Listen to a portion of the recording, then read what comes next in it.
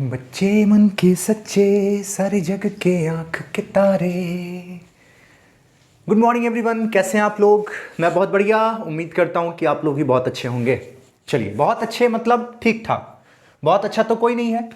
चलिए, सबसे पहले अगर आपने चैनल को सब्सक्राइब नहीं किया है, चैनल को सब्सक्राइब कर लीजिए, वीडियो को लाइक कर दीजिए और जितना हो सके उतना शेयर कीजिए। सबसे इंपॉर्टेंट बात, अगर आप इस चैप्टर को पढ़ने में इंटरेस्टेड हैं, अ चाइल्ड इज बॉर्न, जो कि किसके लिए है? क्लास 12th बिहार बोर्ड के लिए है। अगर इंटरेस्टेड है तो लास्ट तक वीडियो को देखिए, अदरवाइज अभी ही क्विट कर दीजिए। थोड़ा सा 2 मिनट 4 मिनट देखने की जरूरत नहीं है। चैप्टर इंटरेस्टिंग नहीं है, बहुत बोरिंग चैप्टर है, लेकिन मैं इसको जबरदस्ती इंटरेस्टिंग बनाऊंगा। ओके, चलिए, इतना तो आपको समझ में आ गया होगा। अ चाइल्ड इज बॉर्न चैप्टर का नाम है, किसके लिए है? तो बिहार बोर्ड 12th के लिए है, बाय जर्मन ग्रियर। ये ऑथर हैं। पहले समझेंगे टाइटल का मतलब। अ चाइल्ड इज बॉर्न का क्या मतलब है? अ चाइल्ड इज बॉर्न का सिंपल मीनिंग है एक बच्चे का जन्म। ठीक है, ये कंपोजिशन है, किसके द्वारा लिखा गया है? जर्मन ग्रियर के द्वारा लिखा गया है। ये ऑथर हैं। चलिए जानते हैं इनके बारे में, थोड़ी सी बात जानेंगे हम लोग। बॉर्न कहाँ जन्म हुआ? तो मेलबॉर्न विक्टोरिया ऑस्ट्रेलिया में इनका जन्म हुआ है। याद रखेंगे आप, एग्जाम में पूछ सकता है। उनका स्कूलिंग वहीं पे हुआ है ऑस्ट्रेलिया में, फिर बाद में अब्रोड चले गए पढ़ाई करने के लिए आगे। Feminist writer, controversy since first composition. मैं आपको बता दूं कि ये फेमिनिस्ट मतलब ये फेमिनिज्म को सपोर्ट करती थी। हालांकि इनके टर्म में फेमिनिज्म कुछ और है, रियल में फेमिनिज्म कुछ और है, आज के डेट में फेमिनिज्म कुछ और है। ये 3 अलग अलग चीजें हो जाती हैं। ध्यान से समझेंगे, इस पर थोड़ी सी बात मैं आपको बताऊंगा भी, थोड़ा चर्चा हम लोग करेंगे। फेमिनिस्ट राइटर, फेमिनिज्म का मतलब जो लोग नहीं जानते हैं मैं आपको बता दूं, है ना। विमेन एम्पावरमेंट का नाम सुने हैं? औरत जिंदाबाद, महिलाएं जिंदाबाद, लड़कियां जिंदाबाद, औरत जिंदाबाद, माएँ जिंदाबाद, बहनें जिंदाबाद। फिर लेकिन इस पर डिस्कशन बेकार हो जाएगा। थोड़ा सा आपको समझ में आ गया होगा कि किस चीज़ की बात हो रही है। तो नारी उत्थान की बात करेंगे, विमेन एम्पावरमेंट की बात करेंगे।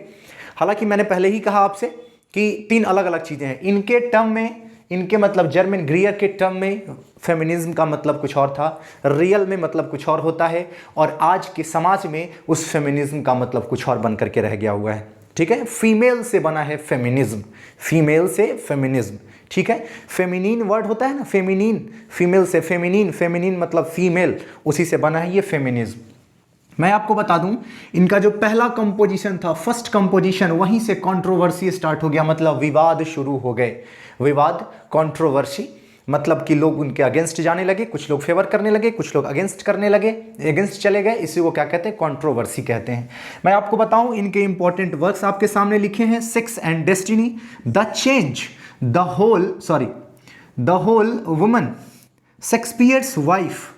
अब आप थोड़ा अगर ध्यान देंगे, इस पे ध्यान से देखेंगे तो आपको पता चलेगा कि हाँ, कुछ तो बात है। ये जो लेडी हैं, ये जो ऑथर हैं, फीमेल फीमेल फीमेल का रट लगाती हैं। हाँ, बिल्कुल सही लग तो रहा है। हालांकि जिस वक्त की ये राइटर रही हैं, ये इसमें 1939 में इनका जन्म हुआ है, 1939 में, 1939 में, है ना। जो वक्त था इनका, इस वक्त बेहद ज़रूरी था इनके लिए कि ये फेमिनिस्ट राइटर बने, क्योंकि जाहिर सी बात है, इनकी शादी हुई, शादी फिर चल नहीं पाया। रीज़न बहुत सारे हुए, क्योंकि जब एक ब्रॉड माइंड हो जाता है आपका, आपके थॉट्स बड़े हो जाते हैं, तो जाहिर सी बात है थोड़े दकियानूस जिसको कहते हैं ना, कंजर्वेटिव मतलब नैरो कंसेप्ट के हिसाब से चलना थोड़ा मुश्किल हो जाता है। और ख़ास करके तब जब कोई ट्रेज़म मतलब कोई ट्रेडिशन जो चला आ रहा है वो आपको लगने लगे कि अरे ये तो गलत है। एक बार अगर दिमाग में बैठ जाए कोई चीज़ कि ये गलत है तो सपोर्ट नहीं करेंगे हम इसे। ये बात अगर दिमाग में एक बार बैठ गया तो जाहिर सी बात है ये फिर दिमाग से निकलने वाला नहीं है। ठीक है, आज तक जिंदा है हमारी ऑथर जर्मन ग्रियर। इनके बारे में ये आप देखिए, थोड़ी सी बात मैं आपको बता दूं। द होल वुमन, इसमें इन्होंने एक्सप्लेन किया है इनके अकॉर्डिंग फेमिनिज्म को। Yes my child, this was the best, this was the best composition I think. मेरे हिसाब से ये बेहतरीन कंपोजिशन था, जिसमें ये 1999 में लिखा गया, ये कंपोज किया गया। ठीक है, जिसमें उन्होंने बहुत बेहतर, एकदम क्लियर तरीके से बताया कि उनके नज़र में फेमिनिज्म क्या है। इससे पहले कि किसी न किसी लेक्चर में मैंने आपसे बात की होगी और मैंने आपको बताया होगा कि हम बात करते हैं बराबर करने की, और जब भी हम किसी दो चीज़ को बराबर करने की जिद पे अड़ जाते हैं ना, वो बराबर तो होता नहीं है, बस साथ में और बेकार होता चला जाता है, और बेकार हो जाता है वक्त के साथ चीज़। जैसे आज हम लोग कर रहे हैं ना, वुमेन एम्पावरमेंट के नाम पर, फेमिनिज्म के नाम पर जो तमाशे चलते हैं वो आप देखते हो, वो क्या होता है, कितना रियल होता है, कितना फेक होता है। आखिर ये नौबत आ ही क्यों गई कि फेक का सिचुएशन आ गया? ये सब सारे बहुत सारे सवाल हैं जिनके जवाब अभी भी अनआंसर्ड हैं, आंसर्ड नहीं है ये सब।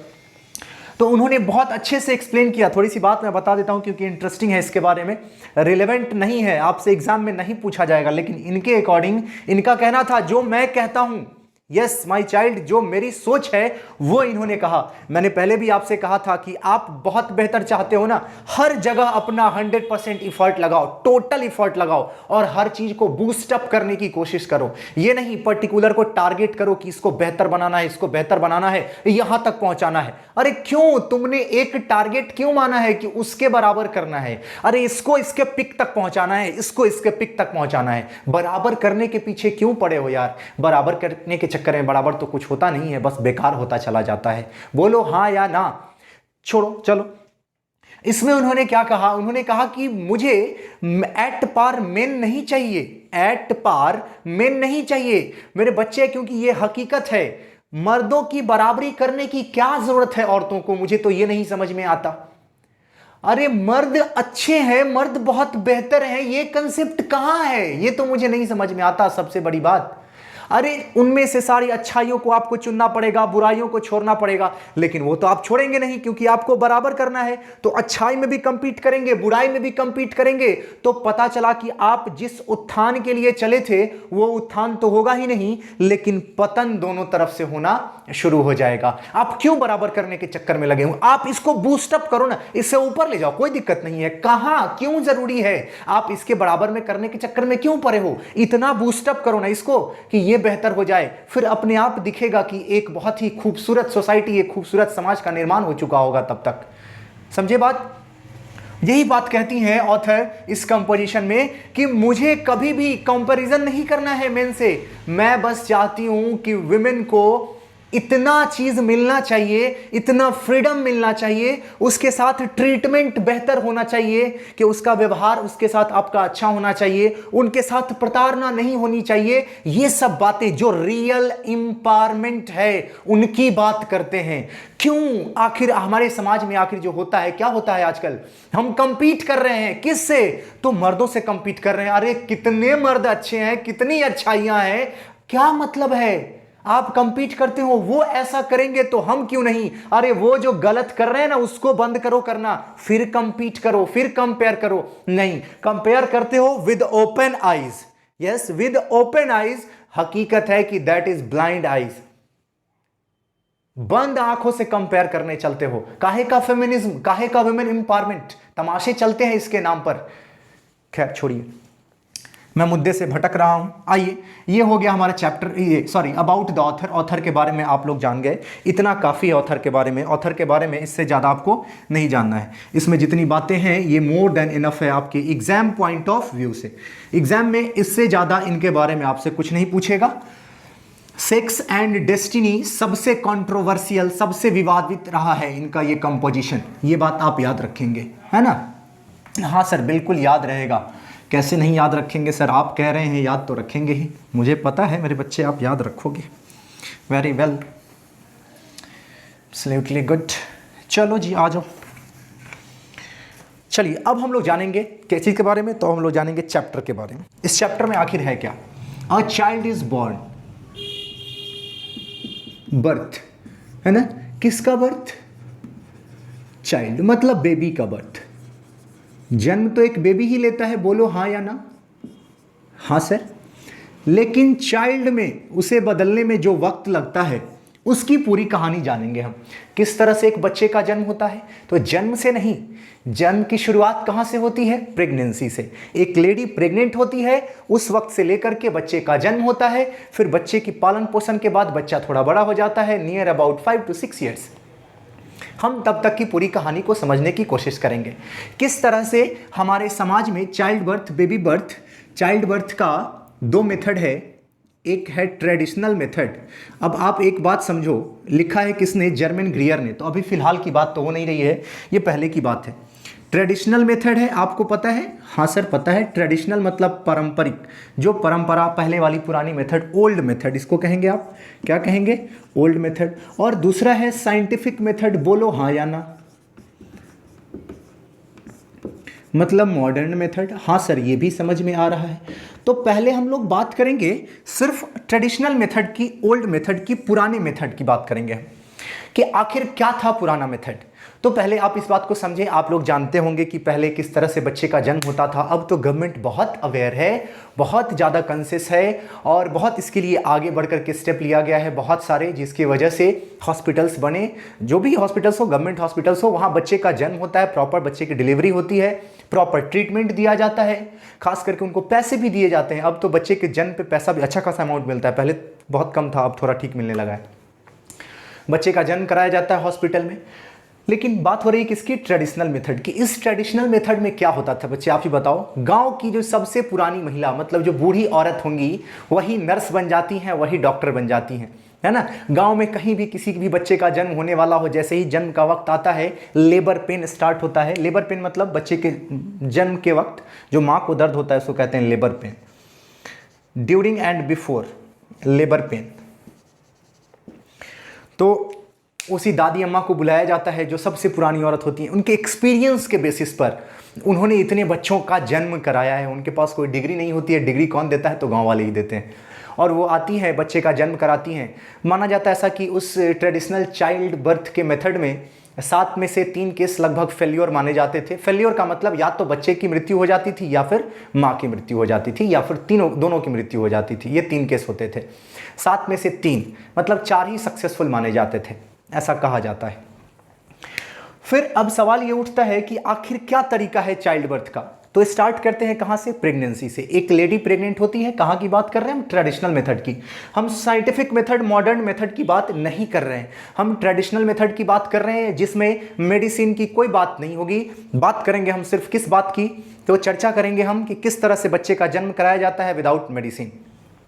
स्टार्ट करेंगे प्रेगनेंसी से।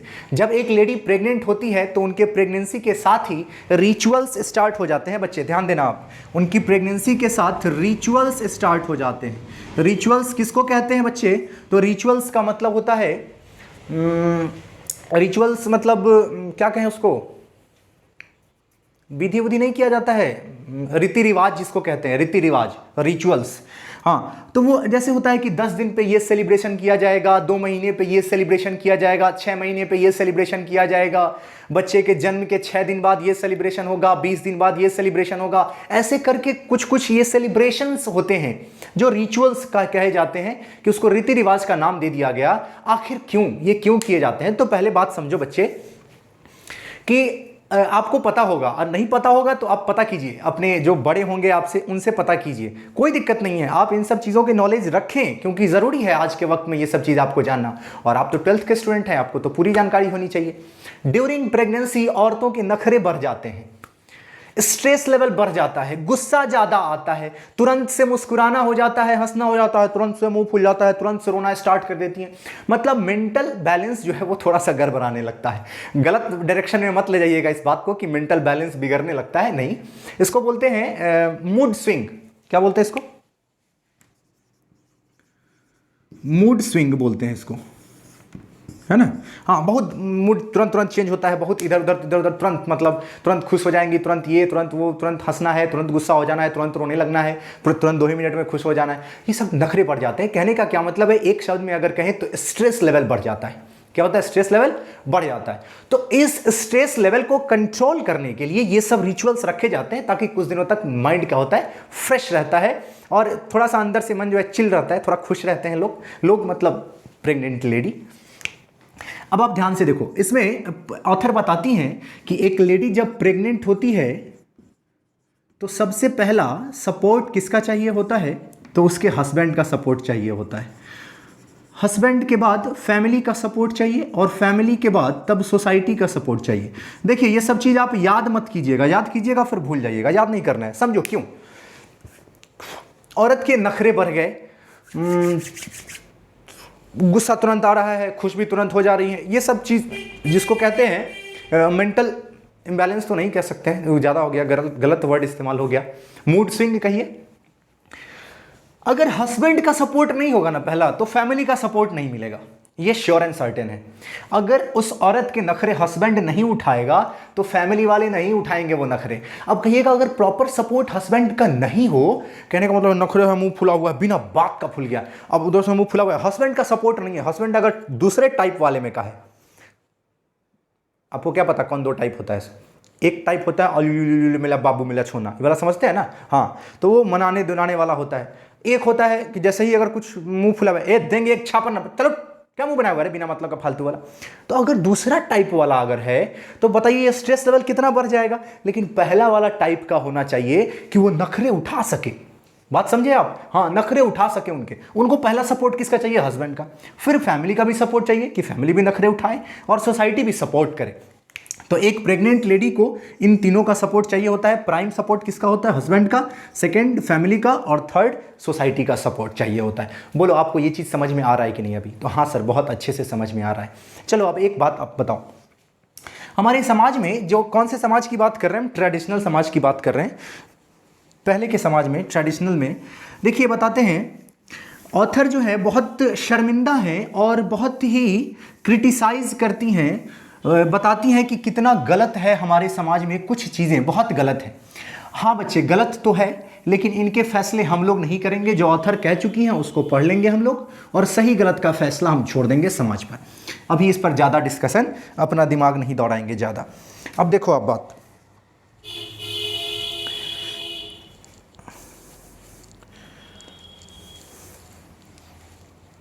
चलो जी देखो, ऑथर बात करती हैं ट्रूइज्म की। एंथ्रोपोलॉजी जो है ट्रूइज्म का, ट्रूइज्म मैंने पहले भी चर्चा की होगी आपसे, एक ऐसी सच्चाई जिसको हम एक्सेप्ट कर चुके हैं और उस पर कभी आवाज़ नहीं उठाया गया, कभी ये डिस्कशन नहीं किया गया कि वो सही है कि गलत है, क्या वो नहीं भी किया जा सकता है, कोई ऑप्शन भी है। That is called truism. जैसे पैर छू करके प्रणाम करते हैं ना, बोलो हाँ या ना? हाँ करते हैं सर। कभी सवाल उठाया किसी ने कि नहीं हम पैर छू के प्रणाम नहीं करेंगे, माथा छू के प्रणाम करेंगे? अरे नहीं करते हैं ना। औरतें शादी के बाद अपने ससुराल जाती हैं, तो पहला ट्रूइज्म जिसके बारे में ये चर्चा करती हैं, वो पहला ट्रूइज्म ये है कि a girl goes to her husband's, मतलब इन लॉज हाउस। कहाँ जा करके रहती हैं शादी के बाद? तो in laws house, in laws house, अपने सास ससुर के घर जा करके रहती हैं। बोलो हाँ या ना? हाँ सर। तो ये ट्रूइज्म है। उनका कहना है कि आखिर ये रिवाज क्यों, आखिर शादी के बाद औरत को ही क्यों जाना पड़ता है अपने ससुराल? मर्द भी तो आकर के रह सकते हैं अपने ससुराल। पहला ट्रूइज्म है जिन पे ये क्वेश्चन मार्क लगाती है कि आखिर ऐसा क्यों।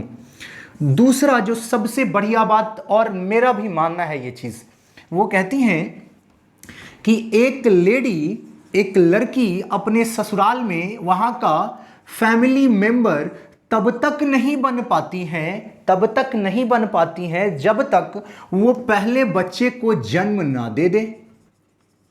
पहले बच्चे को जन्म देती हैं, उसके बाद ही उस फैमिली का मेंबर बनती हैं। और उस फैमिली का जब मेंबर बन जाती हैं तब उनका जो ओरिजिनल अपना नाम है, अपनी आइडेंटिटी है, वो खत्म हो जाती है और उस औरत को इस बच्चे के माँ के नाम से जाना जाने लगता है। आप लोग भी जानते होंगे, गांव में जितने भी लोग रहते हैं, आस पड़ोस की दादी अम्मा लोग आती होंगी, आज भी आपकी मम्मी को, हमारी मम्मी को, जो सबसे बड़े भाई बहन हैं आपके, उनकी मम्मी के नाम से बुलाती हैं। बोलो हाँ या ना? उनके अपने नाम की आइडेंटिटी पूरी तरह से खत्म हो जाती है, उनका नाम कोई नहीं जानता है। But somewhere it is the best place where you are known by your mother's name। एक ऐसी जगह है जहां आप अपने फादर के नाम से नहीं जाने जाते हैं, आप अपनी मदर के नाम से जाने जाते हैं। That is the best place. आप अपने ममहर, ननिहाल, नानी के घर, आप किस नाम से जाने जाते हैं? अपनी मम्मा के नाम से जाने जाते हैं। आप अगर पूछा जाएगा बउआ केकर बेटा हता, बउआ केकर बेटी हता, पूछा जाता है ना, पापा का नाम कहिएगा, बोलेगा ए मम्मी का नाम बताओ। मम्मी का नाम जब आप बताओगे ना, तब जाकर के वो पहचानेगा आपको। तो you are known by your mother's name, आप अपनी माँ के नाम से जाने जाते हो। तो ये दो ट्रूइज्म के बारे में ऑथर कहती हैं, क्वेश्चन मार्क लगाती हैं और कहती हैं कि ये ट्रूइज्म है जो कि नहीं होना चाहिए। उनका कहना है कि एक लेडी अपने नाम की आइडेंटिटी तक खो देती है, क्यों? आखिर उसका नाम क्यों कहीं दबकर रह जाता है? ऐसा नहीं होना चाहिए ना। वो भी अपनी जगह बिल्कुल सही है, कोई बड़ी बात नहीं है, आ जाओ। लेकिन हमारे समाज में, जो हमारा ट्रेडिशनल समाज है, इस समाज ने क्या कहा? इन्होंने कहा कि सिल्हेटी विमेन होती हैं, सिल्हेटी कम्युनिटी का नाम है, सिल्हेटी विमेन होती हैं, उनको बहुत ही लकी माना जाता है, काफी भाग्यशाली माना जाता है उन औरतों को जिन औरतों के माँ बाप जिंदा होते हैं, जिन औरतों के माँ बाप जिंदा होते हैं। क्यों? क्योंकि अगर माँ बाप जिंदा हैं तो ये ट्रेडिशन होता है कि डिलीवरी, जब बच्चे का जन्म होने वाला होता है उससे कुछ महीने पहले वो अपने मायके चली जाती हैं, अपनी मदर्स हाउस चली जाती हैं, मदर्स हाउस, अपनी माँ के घर चली जाती हैं। और उन वुमेन को लकी माना जाता है कि उनके माँ बाप जिंदा है, ताकि बच्चे के जन्म से पहले, जब वो बच्चे को जन्म देने वाली होती हैं, उससे पहले वो अपने माँ के घर चली जाती हैं, इसलिए उनको लकी माना जाता है। और ये ट्रेडिशन है, तभी नहीं, ये तो आज भी बहुत केस में किया जाता है, लेकिन ये कोई ट्रेडिशन नहीं है, आज की डेट में ट्रेडिशन नहीं है। आज ये चीज मजबूरी है, कंपल्सन है लोगों की कि आना पड़ता है उन्हें, मजबूरी कि अब बच्चे की परवरिश नहीं हो पाएगी क्योंकि फैमिली मेंबर इतने अवेलेबल नहीं है। सिंपल सी बात है, हर कोई वर्किंग है, पता चलेगा घर में सास भी वर्किंग, ससुर भी वर्किंग, हस्बैंड भी वर्किंग, खुद भी वर्किंग, बच्चे को कौन पालेगा? बच्चा। तो मजबूरी होती है फिर कि यहां वहां जा करके फिर बच्चे की परवरिश होती है, बच्चे को पाला जाता है। लेकिन तब ये ट्रेडिशन था। आखिर सवाल उठता है कि तब ट्रेडिशन था तो क्यों आती थी लड़कियां अपने मां के घर? ऐसा रिवाज क्यों था? तो सिंपल सी बात है, मां के पास केयर अपनी सास से ज्यादा होगा।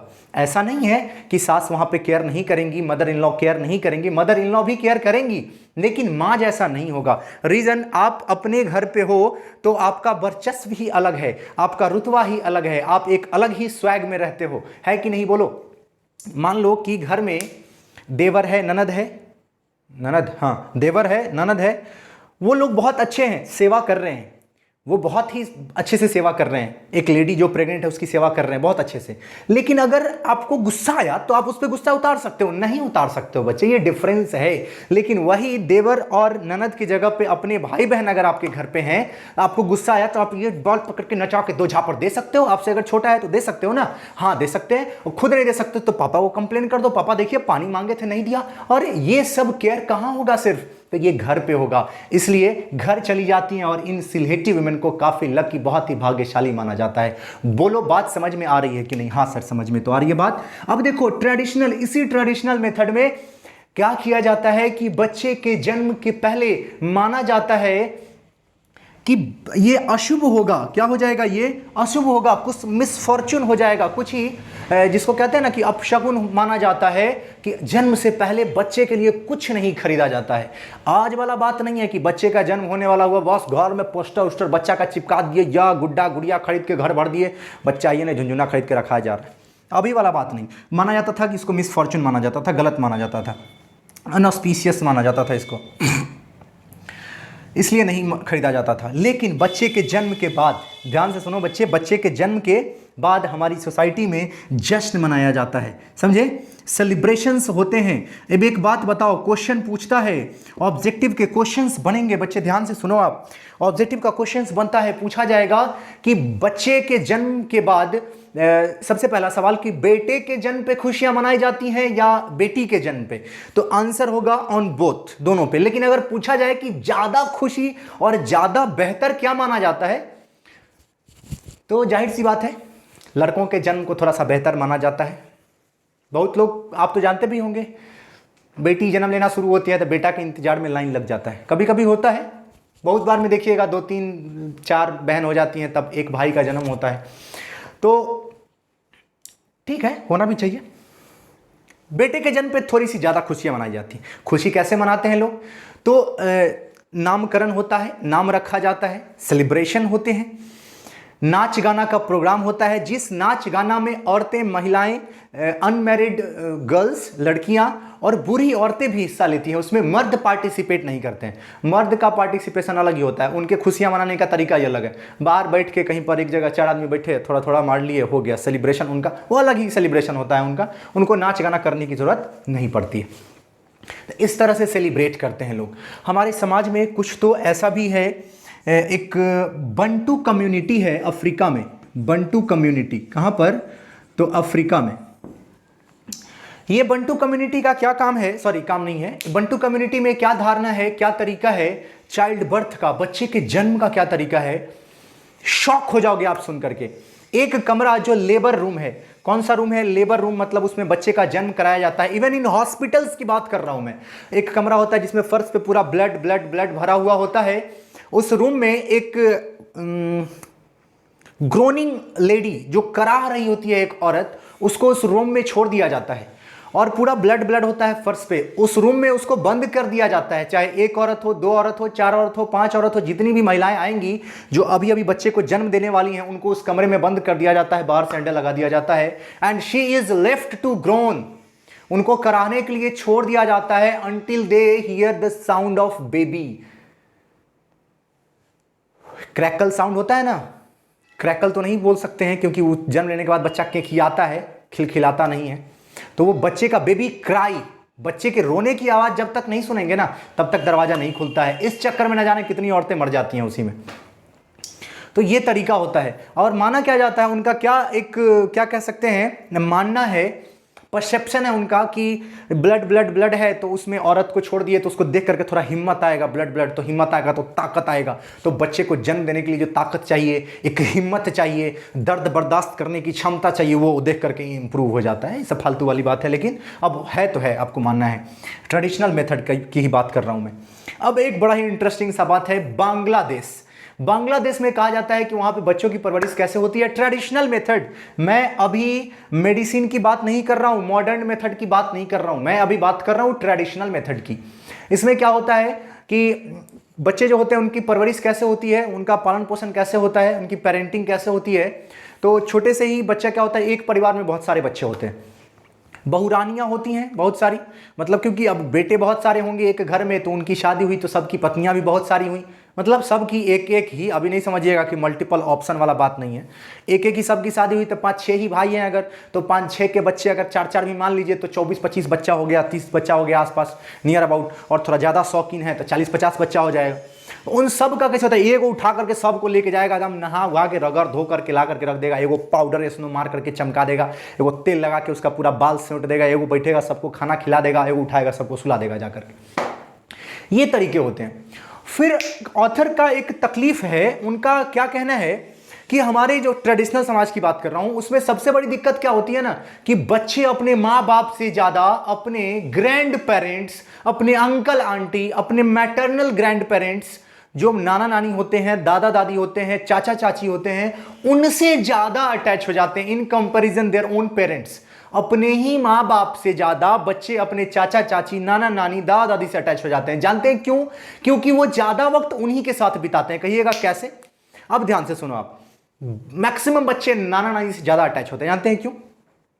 वो बच्चे को इतना लाड़ प्यार करेंगे, वो इसलिए सिर्फ कि मेरे पास कितना दिन है ही, इसी चक्कर में सारा बचपन उसका वो खा जाते हैं, दुलार प्यार करते करते रह जाते हैं। बच्चा माँ बाप से ज्यादा उन्हीं से अटैच हो जाता है। अब कहिएगा कैसे? अब हो गया, बच्चे का जन्म हुआ, बच्चा बेचारा 6 महीना साल भर का हुआ नहीं कि अब नाना जी आए। अब मान लीजिए क्योंकि जन्म तो ममहर में ही हुआ है, तो बच्चे तो नाना नानी को पहचानते तो हैं ही पहले ही से। अब आए तो बड़ा हो रहा है, इसको अपने घर ले जाते, सब दिन तो तुम्हारी लोग के पास ना रहेगा, अभी ना बच्चा है तो ले जाएंगे हम। ठीक है बुआ चलो, अब 6 महीना ले जाकर के रख लिए। अब 6 महीना ले जाकर के रख लिए, बेचारा वापस आया, 1 महीना यहाँ रहा नहीं कि फिर नानी आई, हाँ नाना ले गए थे तो नहीं, और हमको नहीं ले जाने दोगे क्या तुम लोग? चल भैया, नानी भी उठा के ले गए, फिर 6 महीना रहेगा, अब हो गया, ममहरे रह गया साल भर।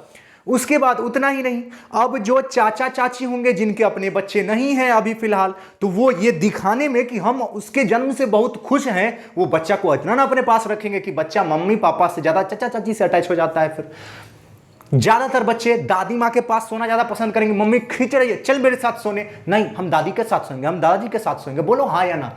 तो हाँ, बिल्कुल सही बात है। ये क्या होते हैं कि बच्चे माँ बाप से ज़्यादा बाकी और सबसे अटैच हो जाते हैं। तो ये सब सारी बहुत सारी बातें हैं। फिर उसके बाद है कि मेडिसिन वाला जो है मॉडर्न मेथड जो है उसमें क्या दिक्कतें हैं। तो उसमें दिक्कतें हैं कि गरीब परिवार के लिए अफोर्डेबल नहीं है, ये वो लोग अफोर्ड नहीं कर सकते हैं, उतने जो पैसे लगते हैं काफ़ी महंगे होते हैं वो मेथड, वो अफोर्ड नहीं कर पाते हैं, जिस वजह से वो लोग हॉस्पिटल की तरफ मूव नहीं करना चाहते। और छोटी छोटी बहुत सारी बातें हैं जिसको हम लोग क्वेश्चन आंसर में डिस्कस करेंगे। मुझे उम्मीद है कि ये चैप्टर आपको बहुत अच्छे से समझ में आ गया होगा। अगर समझ में आया ये चैप्टर तो ध्यान से सुनो मेरी बात को, इसको शेयर कर दो, लाइक कर दो, और इसका ऑब्जेक्टिव मेरी बातों को सुन करके इंग्लिश में या हिंदी में कैसे भी करके ऑब्जेक्टिव खुद से बना करके इसका रखो कि हाँ सर इतने सारे पॉइंट्स मुझे याद है, जो सब बातें आपने बताया वो सब बातें मुझे इतनी पर्टिकुलर बातें मुझे याद है, इतने कंटेंट थे इस चैप्टर में, क्योंकि ये चैप्टर कंटेंट वाला है, कोई स्टोरी नहीं है, कुछ इंटरटेनमेंट नहीं है, आप मेरे को सिर्फ कंटेंट इसमें याद रखना है। चलिए आज के लिए इतना ही। थैंक यू क्लास, जय हिंद।